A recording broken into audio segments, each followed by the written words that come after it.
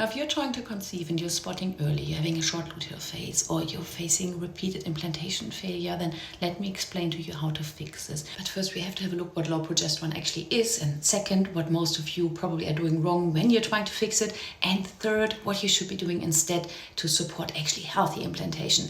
Let's start with the basics. Now, progesterone rises after ovulation and it holds your uterine lining in place. Without enough of it, the lining breaks down far too early, which is why spotting and the short luteal phases and early bleeding happens. Progesterone is literally the hormone of your pregnancy. It prepares the womb and helps implantation to succeed. And now here is what most of you are doing wrong. Mistake number one is assuming low progesterone is a cause. It's not. When this is happening, it's a symptom. We have weak ovulation, for example, that leads to low progesterone. If ovulation is delayed, inconsistent, or you have a poor quality, then the corpus luteum simply can't produce enough progesterone. Mistake number two is here, throwing progesterone creams, suppositories, or Vitex at the problem without addressing the root.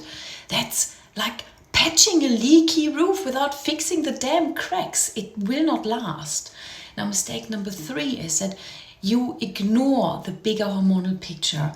We have thyroid dysfunctions, blood sugar swings, or even high stress hormones that can all suppress progesterone. But many of you focus only on the uterus instead of the whole system. You're not just your uterus. So, what do you do instead? Start with strengthening your ovulation. Strong ovulation, strong progesterone. This starts with calming inflammation so the ovaries aren't under constant attack. Step number two, support your liver. There's a reason why we're starting with that in my Fertility Circle. Because if estrogen isn't clearing properly, it dominates and throws progesterone off balance. Step three, you gotta repair your gut. An inflamed or imbalanced microbiome increases estrogen recirculation and keeps progesterone low. Step four is balance insulin and your thyroid function. When insulin resistance or thyroid sluggishness is present, then the brain to ovary communication breaks down and progesterone production suffers. Inside my Fertility Circle, this is exactly how we rebuild progesterone naturally, step by step. Clients don't just add cream and hope it's a full system reset. It's not.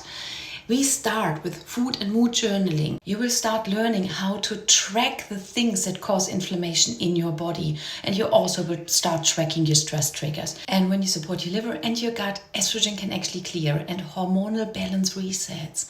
With insulin and thyroid care, ovulation becomes strong and consistent. And that's how women go from spotting on day 22 every single freaking cycle to holding 13 to 14 day luteal phases. And they have progesterone levels that actually can sustain implantation.